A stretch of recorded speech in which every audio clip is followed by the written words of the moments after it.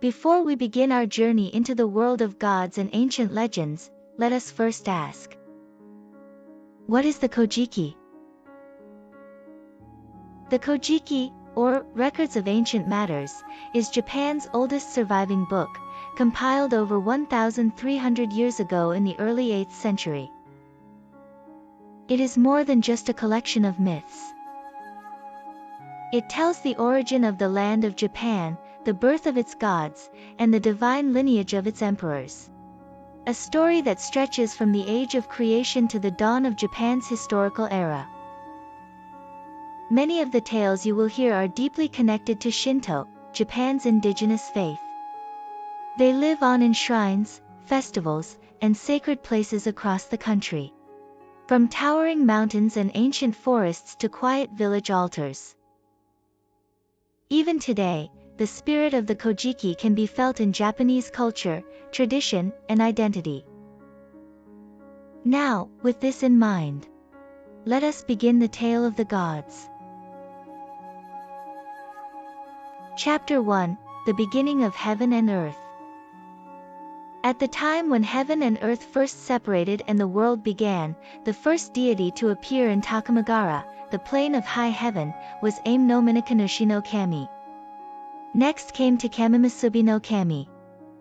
And then Kamimasubi no Kami. These three deities all appeared alone, without partners, and did not reveal themselves in any physical form. After that, when the land was still young and not yet solid, floating like oil on water and drifting like a jellyfish, from within the muddy chaos something sprouted like a reed. That growing force became a deity. This was Umashiya Shikabi Hikaji no Kami, followed by Ame-no-Iwato no Kami. These two also appeared alone and did not take physical form. These first 5 deities are considered especially important among the heavenly gods, or Amatsukami. Next appeared Kuni-no-Iwato no Kami. And then Toyokumino no Kami.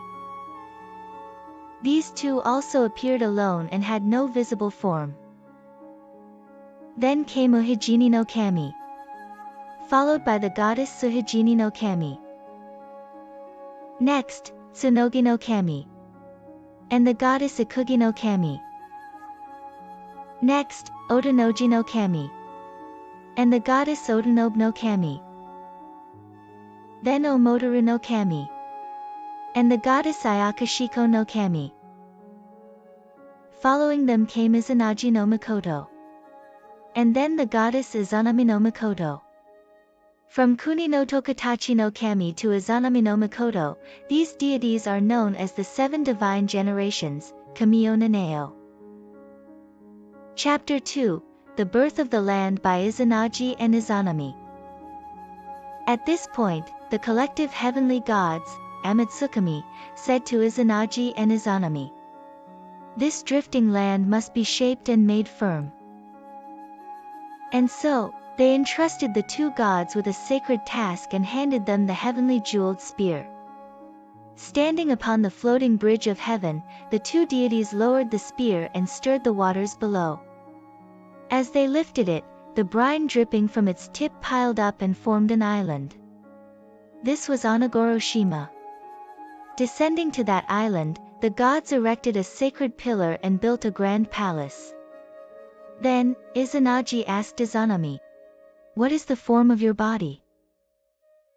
Izanami replied, "My body is well formed, but there is one part that has not fully developed." To this, Izanagi said, "My body is also well formed, and there is one part that is extra. I wish to insert this part into yours and give birth to the land. What do you think?" Izanami replied, "That sounds good." Then Izanagi said, "Let us walk around this sacred pillar and meet to unite." He continued, "You walk around from the right, and I from the left." They did so, and when they met, Izanami spoke first. "Oh, what a wonderful man you are." Then Izanagi said, "Oh, what a lovely maiden you are." But after they had spoken, Izanagi said, "It is not proper for the woman to speak first." Despite this, they joined in sacred union. However, the child they bore was Hirako, a deformed child. They placed him in a boat of reeds and sent him adrift. Next, they bore Awashima. But this child too was not counted among their divine offspring. The two gods then consulted and said, "The children we have born are unfortunate. We should go to the heavenly gods and ask for guidance." And so, they ascended together to Takamagara. There, the heavenly gods performed divination by burning the shoulder blade of a deer and declared, "It was wrong that the woman spoke first. Return and repeat the ritual correctly." So the two gods descended again and circled the heavenly pillar once more. This time, Izanagi spoke first. "Oh, what a lovely maiden you are." And Izanami followed. "Oh, what a wonderful man you are." After speaking in the correct order, they united again. The first child they bore was Awaji no Hano Sawake no Shima, Awaji Island. Next, they gave birth to Io no Futana no Shima, Shikoku, Kama. A single body with 4 faces. Each face had its own name. Io Province, Ihime. Sanuki Province, Ayorihiko. Awa Province, Ogetsuheim. Tosa Province, Takioriwake. Then they gave birth to Oki no Shima, Oki Islands, Kama. Also known as Ame-no-Iwato. Next was Tsukushi no Shima, Kyushu, also with 1 body and 4 faces. Tsukushi Province, Shirahiwake. Toyo Province, Toyohiwake. Hai Province, Takehitoyokyujinwake. Kuma Province, Takewake. Next was Iki no Shima, also called Ame-no-Iwato. Then Tsushima, also called Ame-no-Iwato. Next, Sato no Shima, also called Amatsu-Misora-Toyo-Akizunwake. These 8 islands were born first, and thus the land was called Oyashima-kuni, the land of 8 great islands. Afterward, as they continued to bear more lands, they gave birth to Kibi-no-Kojima, also called Takekatawake. Azuki-shima, also called Anotoheim. Oshima, Suwa-Oshima, also called Otamaduwake. Majima, Himajima, also called Emahidetsun. Chikashima, Goto Islands, also called Ame-no-Ashio. Futego no Shima, Danjo Islands, also called Amafutea. From Kibi-no-Kojima to Amafutea, these are 6 additional islands. Chapter 3, The Death of Izanami and the Land of Yomi. The deities Izanagi and Izanami, after completing the creation of the land, continued to give birth to more gods. However, as a result of giving birth to the fire god, Izanami passed away. Izanagi lamented, "I never imagined that I would lose my beloved wife in exchange for a single child." And he lay down weeping by her pillow, and again at her feet, consumed with grief. Longing to see his wife once more, Izanagi set off after her and descended to the land of Yomi. When Izanami appeared at the sealed door of the palace in Yomi, Izanagi said, "My beloved wife, the land we made together is still not complete. Please return with me to the world of the living." To this, Izanami replied, "How unfortunate! If only you had come sooner. I have already eaten the food of Yomi. Still, I am deeply moved that you have come all this way for me, my beloved husband. I do wish to return with you, but I must first consult with the gods of Yomi.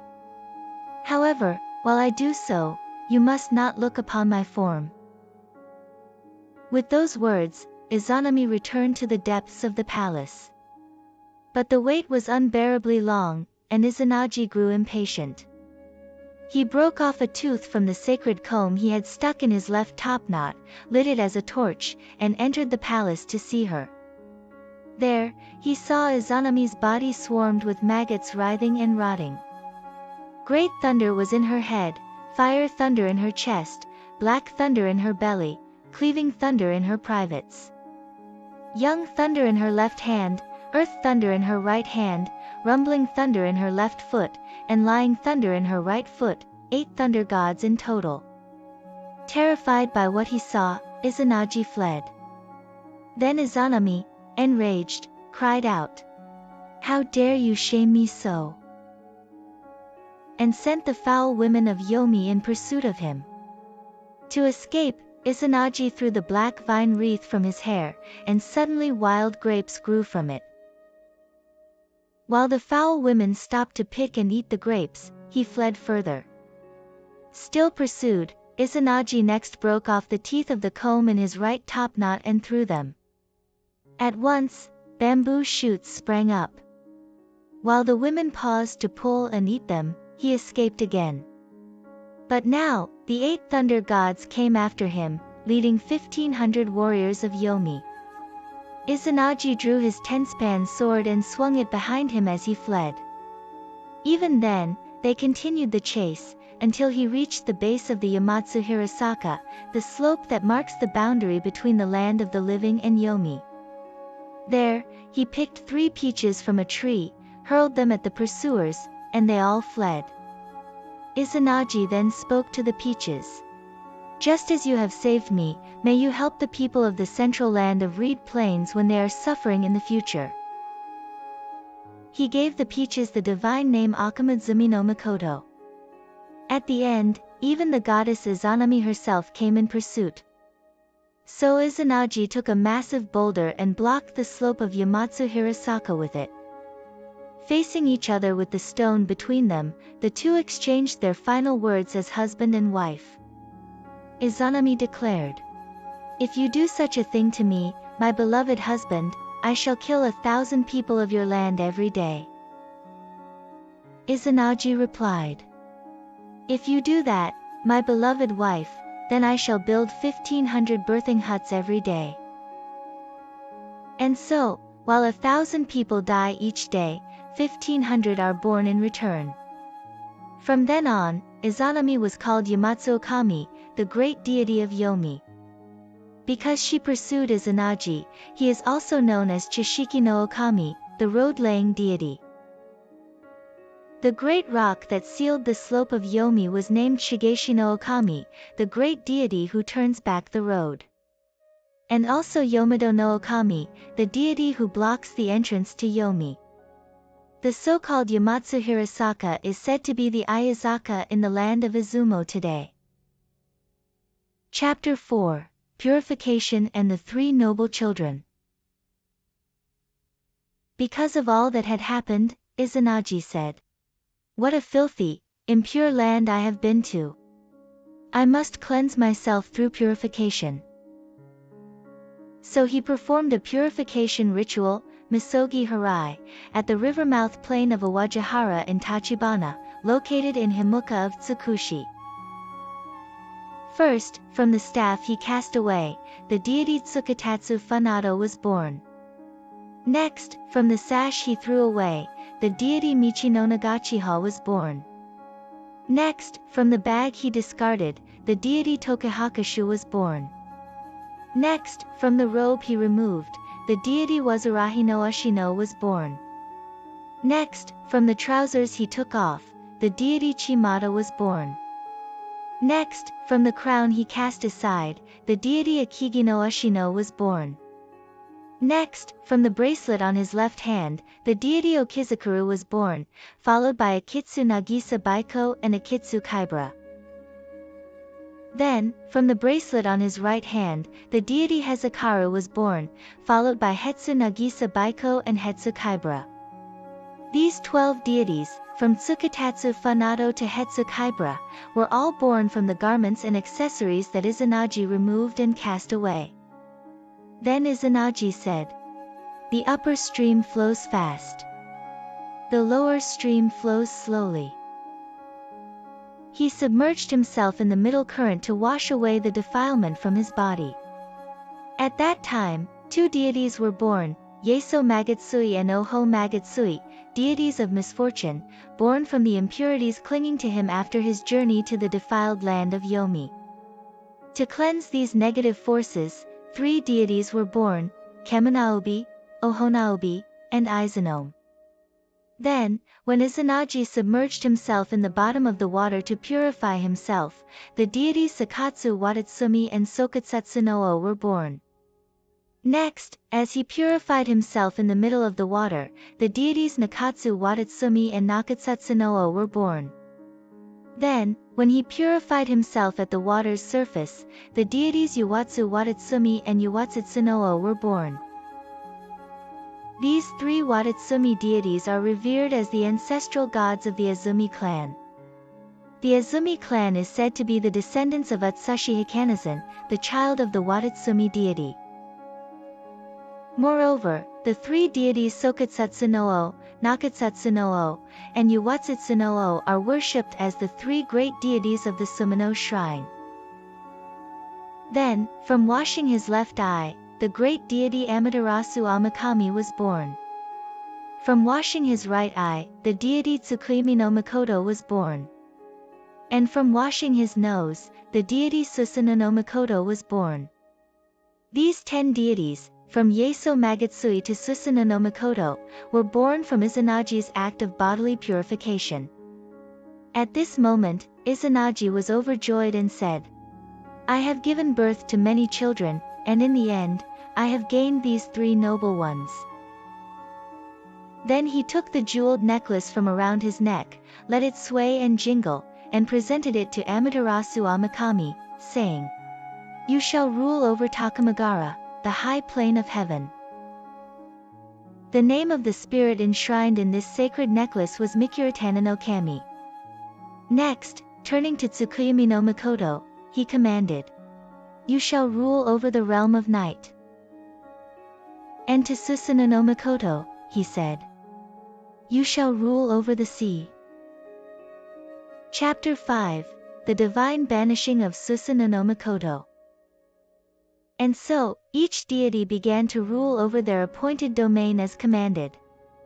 But among them, only Susanoo no Mikoto did not govern the land he had been assigned.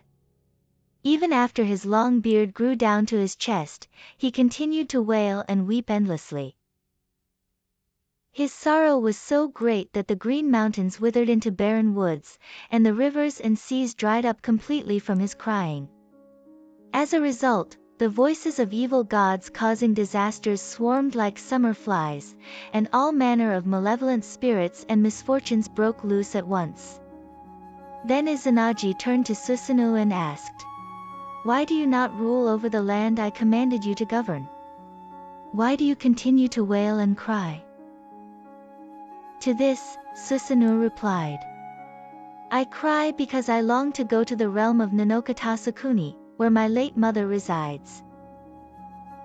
At this, Izanagi became enraged and said, "If that is so, then you may not remain in this land." And with those words, he banished Susanoo from the land. Izanagi himself is enshrined at Taga in Omi. Then Susanoo said, "Before I go to the land of the dead, I shall go and explain the situation to Amaterasu Amakami." So he ascended to the heavens. At that moment, the mountains and rivers rumbled, and the land itself quaked. When Amaterasu Amakami heard the sound, she was alarmed and said, "My brother comes up to the heavens, but surely not with good intentions. No doubt he seeks to seize my land." So she immediately unbound her hair and tied it into 2 sacred loops called Mizura. She adorned both her hair loops and her hands with long strings of curved Magatama jewels. She strapped a 1,000-arrow quiver upon her back and a 500-arrow quiver at her side. She placed bracers that rang with fierce clamor upon her elbows, and grasped her bow, stamping the earth with such force that her feet sank up to her thighs. She scattered the earth like light snow and stood ready in a mighty and valiant stance, Then she called out, "For what reason have you come here?" To this, Susanoo answered, "I come with no evil in my heart." When Father Izanagi asked why I wept, I said I wished to go to the land where my late mother dwells. But Father told me that I must not live in this land and drove me out. So I have come simply to tell you of my intent to journey to that land. I harbor no thoughts of rebellion. Chapter 6, The Oath Between Amaterasu Amakami and Susanoo no Mikoto. Amaterasu Amakami asked, "If your heart is truly pure and without deceit, how can that be proven?" To this, Susanoo no Mikoto replied, "Let us each perform an oath ritual and produce children as proof." Thus, the two deities stood facing each other across the heavenly tranquil river, and performed the ritual of Yuki, the divine oath. First, Amaterasu Amakami took the ten-span sword that Susanoo no Mikoto wore. She broke it into 3 pieces and, as the strings of beads jingled gently, she washed the sword in the sacred water of the heavenly sacred well. Then she chewed the pieces, crushed them in her mouth, and as she exhaled, the mist of her breath gave birth to a deity. Tajiriheim, also known as Akitsushimaheim. Next was born Ichikishimaheim, also known as Saoriheim. Then came Tajitsuheim. These were 3 goddesses. Susanoo no Mikoto then received the long string of Magatama jewels that had been wound around Amaterasu's left Mizura, hair loop. He purified it in the heavenly sacred well, chewing and crushing it, and when he exhaled, the mist gave rise to a deity. Masakatsu Akatsukachi Hayahaim no Ashihomi. Then he took the string of beads from her right Mizura, chewed and crushed it, and from the mist came Ame-no-Hohi. Next, taking the beads from her headdress and repeating the process, he produced Amatsuhikone. Then, from the beads wrapped around her left hand, came Ikutsuhikone. Finally, from those on her right hand, emerged Kumano Kusubi. These were 5 male deities. Then Amaterasu Amakami said to Susanoo no Mikoto, "These 5 male deities were born from the sacred jewels that belong to me. Therefore, they are my children. On the other hand, the 3 goddesses who were born first came from your sword. Thus, they are your children." The firstborn deity, Tajiriheim, is enshrined at the Akitsumiya of Munakata Taisha. The second, Ichikishimaheim, is enshrined at the Nakatsumiya of Munakata Taisha. The third, Tajitsuheim, is enshrined at the Hetsumiya of Munakata Taisha. These 3 goddesses are revered as the 3 great deities worshipped by the Munakata clan. Chapter 7, The Heavenly Rock Cave, Ama-no-Iwato. Susanoo no Mikoto said to Amaterasu Amakami, "As proof that my heart is pure and without evil, the children I bore were gentle daughters. This result clearly shows that I won the oath." Emboldened by his claim of victory, Susanoo began to act violently. He destroyed the ridges between Amaterasu's sacred rice fields, filled in the irrigation ditches, and defiled the sacred palace where Amaterasu partook of the first fruits during the Nine-Name festival by scattering excrement inside. Even faced with such outrages, Amaterasu did not blame him, instead saying, "That which looks like excrement must be vomit from drunkenness." As for the fields, perhaps he destroyed them out of pity for the land. But Susanoo's rampage only grew worse. One day, while Amaterasu was in her sacred weaving hall, where maidens wove divine garments for the gods, Susanoo tore open a hole in the roof. Through it, he flung the flayed skin of a dappled horse, reversed side out, into the room. Startled by this horrific act, one of the maidens accidentally pierced her genitals with a weaving tool and died. Horrified, Amaterasu withdrew and shut herself inside the Ama-no-Iwato, the heavenly rock cave. Because the sun goddess had hidden herself away, Takamagara, the plane of high heaven, was plunged into darkness. The central land of reed plains, Ashihara no Nakatsukuni, i.e., the human world, also fell into shadow. Eternal night reigned. Evil spirits filled the world like summer flies, chaos spread, and disasters erupted everywhere. In response, all the gods gathered on the banks of the heavenly tranquil river and sought counsel from Omoike no Kami, the child of the high creator deity Takami Masubi, to devise a plan to restore the light. First, they gathered long-crowing birds from the eternal land and had them sing. Next, they took hard stones from the river's upper reaches, and iron from the heavenly metal mountain. They summoned the divine smith Ame-no-Iwato and ordered Ishikorodome no Makoto to forge a mirror. They also had Tamanoe no Makoto string together many Magatama beads to create a long jeweled strand. Then they summoned Ame-no-Koen and Futadama and removed the shoulder bone of a divine stag from Mount Ama-no-Kaguyama. From the same mountain, they cut sacred cherry trees and used the bones to perform divination and seek the will of the gods. They uprooted a sacred sakaki tree with its roots intact. On the upper branches they hung the jeweled strand of Magatama. On the middle branches they hung the 8-span mirror, Yatano Kagami.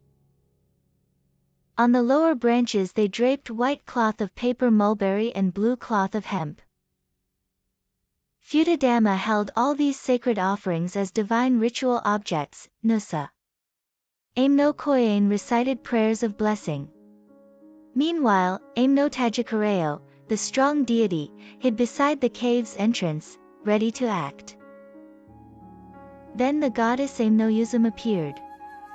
She tied the shadow vines of Mount Kaguyama as a sash around her chest, wound a wreath of sacred vines in her hair, took bamboo leaves in her hands, and overturned a tub in front of the cave. She began to stamp on it rhythmically and danced in divine ecstasy. In her dance, she exposed her breasts and lowered her skirt to reveal her genitals. The plane of high heaven roared with laughter as the 8 million gods burst into joyous laughter. Hearing the commotion, Amaterasu grew curious. Peeking out through a narrow opening in the rock door, she asked, "Since I am hidden here, Takamagara and Ashihara no Nakatsukuni should be shrouded in darkness. Why, then, is Ame-no-Iwato dancing, and why are the gods laughing so merrily?" Ame-no-Iwato replied, "A deity even more glorious than you has come forth, and all rejoice at the arrival." While she spoke, Ame-no-Koen and Futadama held up the Yatano Kagami and presented it to Amaterasu. Fascinated, Amaterasu leaned out to gaze into the mirror. At that moment, Ame-no-Tajikareo seized her hand and pulled her out of the cave. Quickly, Futadama stretched a sacred rope, Shimanawa, behind her and declared, "You must not return beyond this rope."